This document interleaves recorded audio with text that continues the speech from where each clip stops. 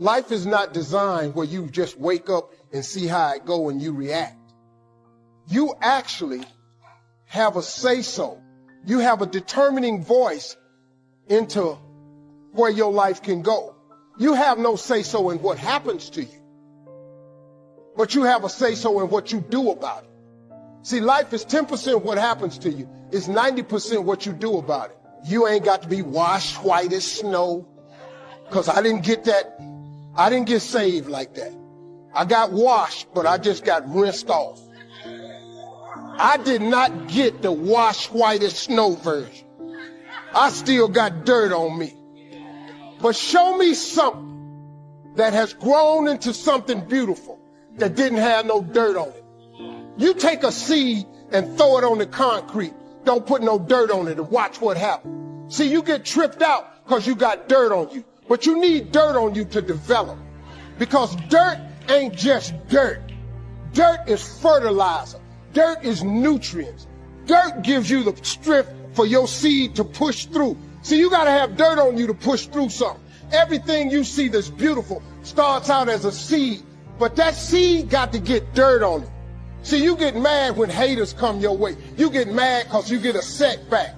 You get mad because you get thrown off course. You get mad because you get a detour. That's just dirt.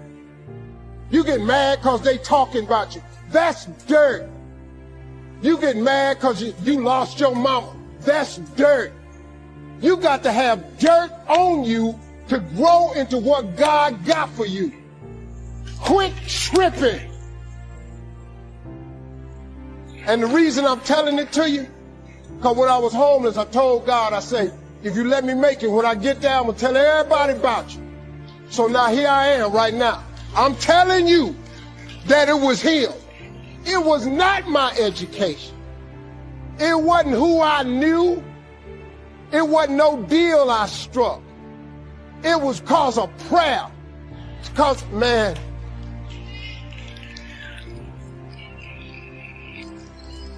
I just kept praying.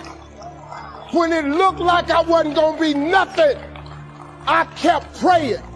I kept asking that God that my mama had told me about, if he could just do what he said he was going to do. You said, if I have not because I ask not, I'm going to tell you what, I'm going to just keep asking. And when it looked like it ain't coming, I'm going to sit here and I'm going to wait on it anyway. When they told me you'll never be nothing, I didn't listen to them. I'm going to sit here until you get here. And guess what? He got here. See, God, he know what he's doing. You just got to get to ask. You have not because you ask. I was sitting in an airplane on a flight from Texas to California, and looking out the window at the mountains and the desert far below, I was thinking to myself how, until quite recently in the span of human history, nobody had ever seen anything like this. None of the kings and queens, none of the warriors, none of the wizards. Nobody had ever been able to fly 40,000 feet in the air and look down on the mountains. How powerful we've suddenly become. Today, all we have to do is buy an airline ticket, and we can do something that no one back then ever dreamed would be possible. For a moment or two, all this gave me a real feeling of power. It felt really good looking down on everything. But then I thought, wait a minute, can I stop the plane or turn it around? Can I take a walk outside and then come back to my seat? I can't even take a walk around the plane unless the little light tells me it's okay. I can't even feed myself in here. In all my adult life, I've never been less powerful than I am at this very moment. I'm completely helpless.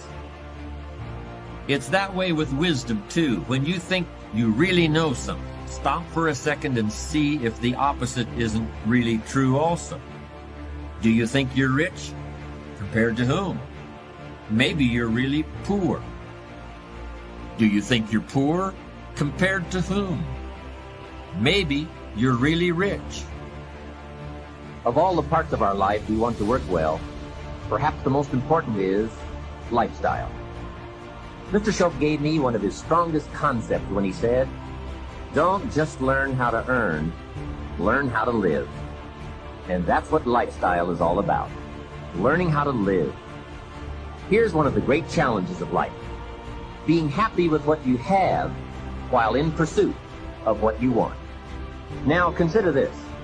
Some people have plenty of beautiful things filling their days, but they get little happiness from them. Some people have money, but they have trouble finding joy in their lives. Picture a crowded subway car in New York City. Quite an experience, but not something I would recommend to the faint of heart. Hundreds of complete strangers jammed into a space designed for a third their number. All of them packed tighter than sardines in a little tiny can. Now suppose you're in that situation, and you've been on your feet all day, and you'd really like to sit down. But there are no seats left in the subway car, and you're standing there hanging from that metal bar that hangs from the ceiling.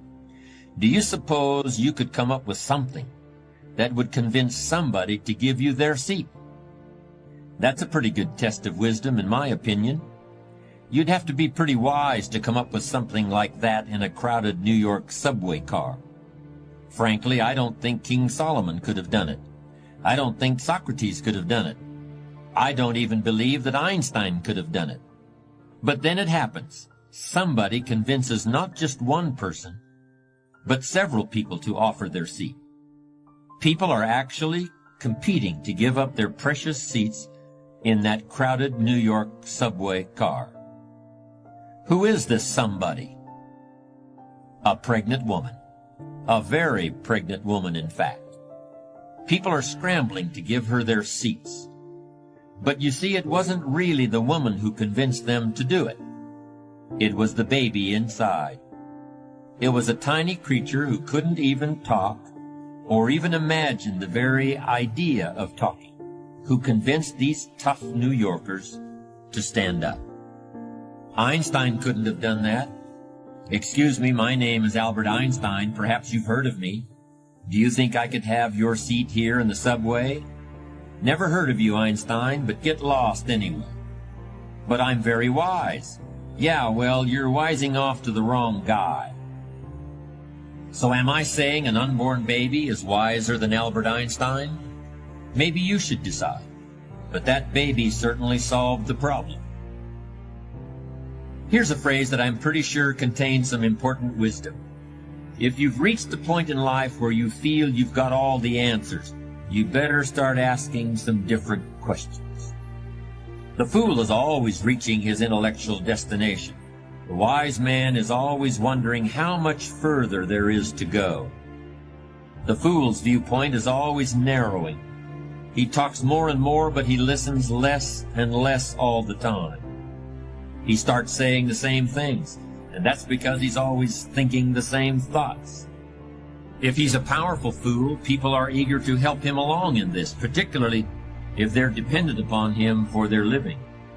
But they're laughing at him behind his back, and they're watching and waiting too for the moment when he finally becomes a vulnerable.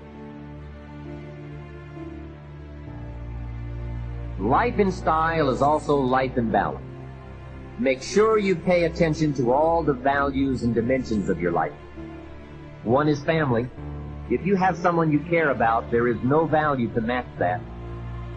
One person caring for another is life in the best of style and value. Protect it with a vengeance. If a chair gets in the way, I suggest you destroy the chair. It was wisely said so long ago, but is still true for today. There are many treasures, but the greatest of these is love. Better to live in a tent on the beach and have a love affair than to live in a mansion by yourself. Ask me. I know. Family must be cultivated like an enterprise, like a garden. Time and effort and imagination, creativity and genius must be summoned constantly to keep it flourishing and growing. Next is friendship. A priceless value, friendship. Friends are those incredible people who know all about you and still like you. Friends are those people who are coming in when everyone else is leaving. And, as someone once suggested, be sure to make the kind of friends on your way up who will take you in on your way down. Life is a bit of both up and down. But with true friends, friends who care regardless of your circumstances, the ups are more automatic and the downs less devastating. Let me give you just a few tips on time management essentials.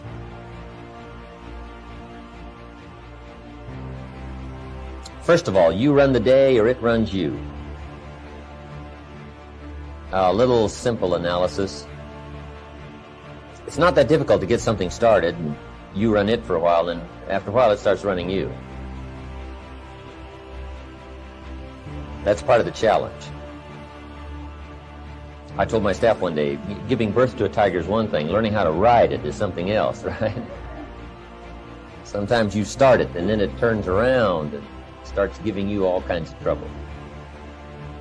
Next, the time you've already committed to labor is enough time.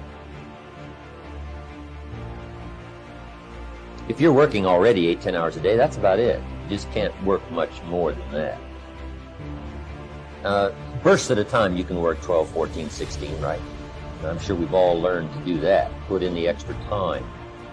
But after a while, you pretty well have to put your life in balance, or your health is in jeopardy, and your heart's in jeopardy, your blood pressure is in jeopardy, a lot of things, if you don't stay in balance. So you don't have to put any more hours, probably. All you have to do is just make better use of the hours. A cliche we've all heard. It's not the hours you put in, it's what you put in the hours that counts. Now also you need a written set of goals, time management essential, priorities, good plan for the next 10 years especially, some of the things you want to accomplish. Let our dreams pull us through, our objectives sustain us, get us up early, keep us up late, drive us to do the disciplines, read the books, take the classes, study, whatever's necessary, and a constant review of your goals, because that's how you determine how to use your time, whatever priorities you're going for. Then you need a plan to achieve your goals, and game plans, laying out 6 months, laying out a year. When you do business internationally, several corporations, we just formed our first Australian corporation. You just got to have game plans to lay all this stuff out. Otherwise, it just doesn't get done, things get missed, taxes don't get paid, the details don't get taken care of. You've got to learn to think on paper. And if there's one thing under time management we can get across that's major, that one is it. There is a difference between passion and obsession. Here's how you know the difference between the two. When you're passionate, everybody cheers you on. Oh, you found your passion? Awesome. Follow your passion. Live with passion. Be passionate. Chase your passion. When you're obsessed, they're like, why you gotta be so crazy?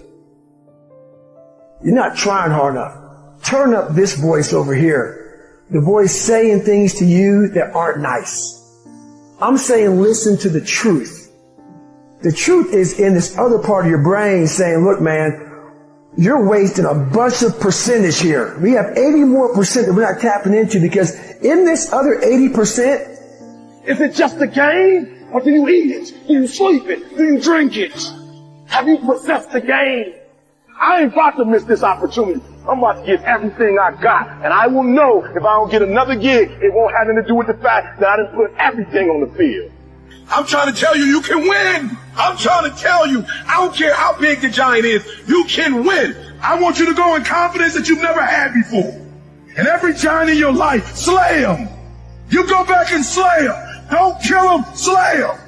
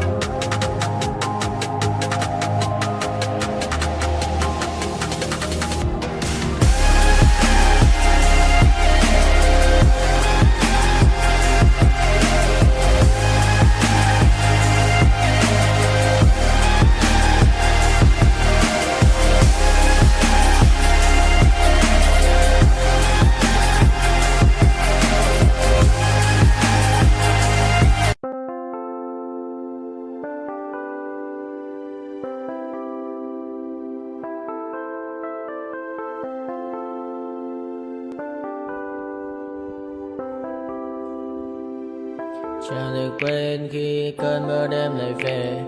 Em nơi quên lời thề và ta như đông chìm sâu, không còn mơ em anh nhận màu. Em chỉ cần mơ đâu bye bye. Chỉ còn là những cơn mưa vô giá cho bên mơ em không mơ anh. Anh một đêm mơ chỉ cần bên em không được còn nhớ và chỉ có em không còn nhớ và người ta bên nhau như ngã tớ. Muốn nhớ về say em chỉ có mấy em ở đây và anh như muốn chết đi nhưng không muốn em mơ mày. Tình yêu làm cho ta đau đầu không em như mà ngân màu. Anh như đêm mong cầu và mưa bên em u sầu. Chào các bạn mai mơ chỉ có bên em nhưng là khó mơ. Mà đã ra em một bên ai anh không mong gì hơn, chỉ mong em sẽ ở đây ôm anh thật gần. Anh chỉ mong đôi ta được có nhau mà đừng em đâu anh bỏ em, một đêm bên anh có em ta sẽ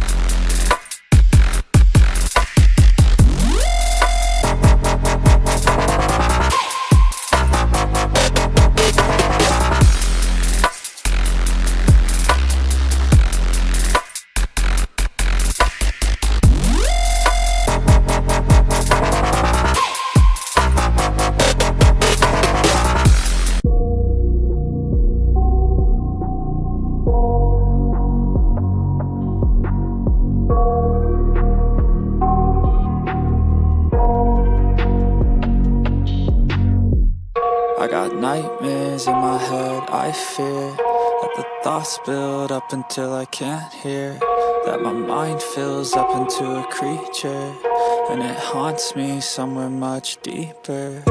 Anxiety, filling up every space, no privacy. And silently, it could build and build until you finally see, whoa, it's taking over, damn no closure, moving closer. No exposure, I just wanna be a loner. Some can't stay sober, looking over all their shoulders, like moving boulders just to get out of the home. It sucks, I've had enough, I don't wanna feel the stuck under the rug, all my problems that I shove. I got nightmares in my head, I fear that the thoughts build up until I can't hear, that my mind fills up into a creature, and it haunts me somewhere much deeper. I got nightmares in my head, I fear that the thoughts build up until I can't hear, that my mind fills up into a creature, and it haunts me somewhere much deeper. I've been feeling weird, I can't seem to focus good enough, nothing's really clear, sometimes it could be a little tough. I just need to feel like the end's in sight for me, but let's be really real, anxiety can foggy all this stuff. I've been feeling weird, I can't seem to focus good enough, nothing's really clear, sometimes it could be a little tough. I just need to feel like the end's in sight for me, but let's be really real, anxiety can foggy all this stuff. It sucks when you finally feel like giving up. Oh God, no luck, everything feels like you're sticky stuck. I'm lost, handcuffed to the bed where I sleep, don't give a fuck. Can't stop, unplug, feeling over